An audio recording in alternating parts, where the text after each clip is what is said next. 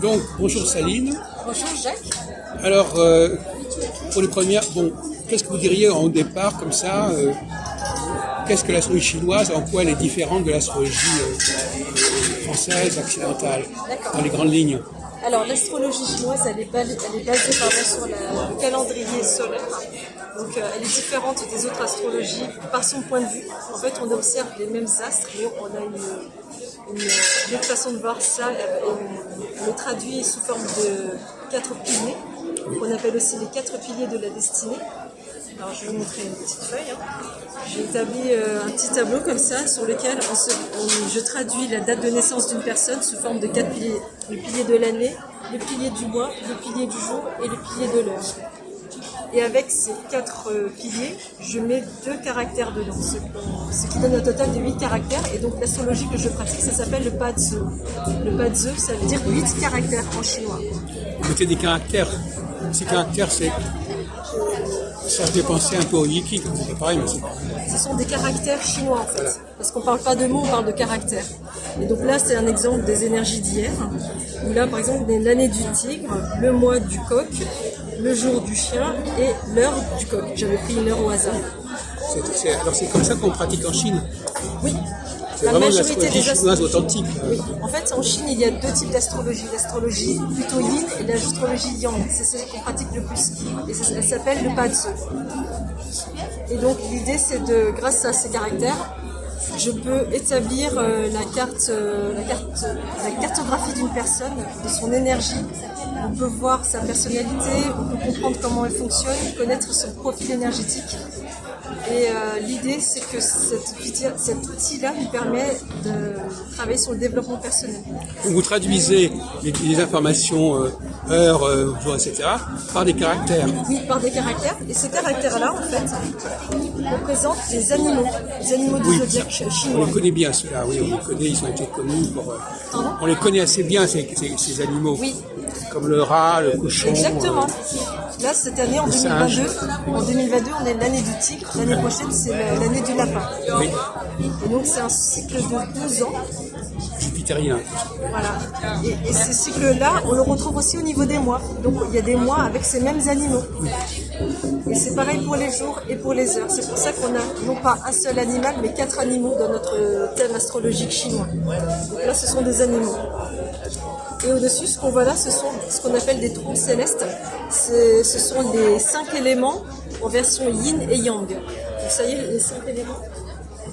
C'est ceux qu'on retrouve dans la médecine chinoise aussi. Les fameux 5 éléments. Voilà, donc on a le feu, la terre, le métal, l'eau et le bois. Là, c'est le cycle que je vous ai mis, c'est le cycle générateur qui produit, le cycle de la création. Et là, ce sont les 12 animaux que tout le monde connaît. On les connaît, mais alors comment les... Parce vous connaissez l'astrologie occidentale un petit peu, je suppose. Est-ce qu'on les classe comment, ces 12 animaux? Il y a des catégories, il y a des classements Il y a des interactions entre chaque animal. Par exemple, je vous donne un exemple là. On est l'année du tigre et en face du tigre, il y a le singe. Donc, par exemple, les gens qui sont du signe du singe sont on connaît cette année de grands bouleversements dans leur cercle social, dans leur vie avec les amis. Parce que cette année, il y a une confrontation entre ces 2 énergies. Alors, ça, c'est un exemple. Finalement, qu'est-ce que vous pouvez faire avec cette astrologie? À quoi elle sert? Qu'est-ce que les gens peuvent en attendre? C'est un outil de développement personnel parce qu'en fait, ça nous aide à prendre conscience de qui on est, où on va, parce qu'on peut également voir le chemin de vie d'une personne. On peut voir de tel âge à tel âge, elle va connaître tel haut, tel bas dans tel domaine de sa vie. Comme en numérologie, d'accord. Ça ressemble à de la numérologie aussi. Et en fait, ça rassemble les deux. On peut voir le profil d'une personne et on peut voir son chemin de vie. Et en fonction de ça, qu'est-ce qu'on fait? Alors il y a un problème qui est posé généralement, c'est que c'est le rapport avec l'astronomie. C'est pas toujours un rapport immédiat avec l'astronomie.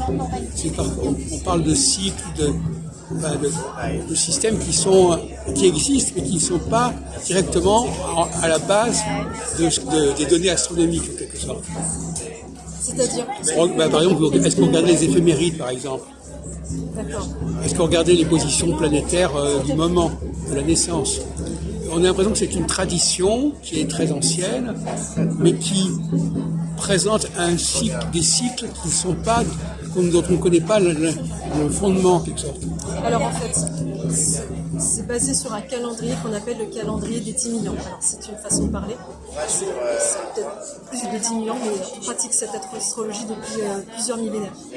2 voire 3. On n'a pas trouvé d'écrit au-delà de ça. C'est pour ça qu'on pense que ça peut dater d'avant.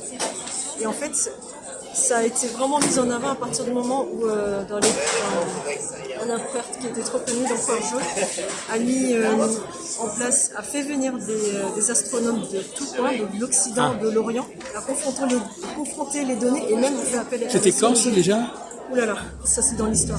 Je sais plus trop. C'était il y a 2000 ans, il y a 3000 ans, il y a... Ah oui, il y a, je pense 3000 ans. Là, c'est tellement loin. Il y avait un contact avec des astronomes occidentaux ou chaldéens ou babyloniens? On a fait appel à des jésuites, on a fait appel à des astronomes chinois, des astronomes même de l'astrologie indienne. On a compilé toutes ces données-là. En tout cas, c'est un empereur qui l'a fait. On a compilé toutes ces données-là pour retenir ce qu'ils observaient ou pas. Ils observaient le ciel, en fait. Oui. Ils observaient le ciel, ils ont remarqué qu'il y avait des cycles, Oui. qu'il y avait des événements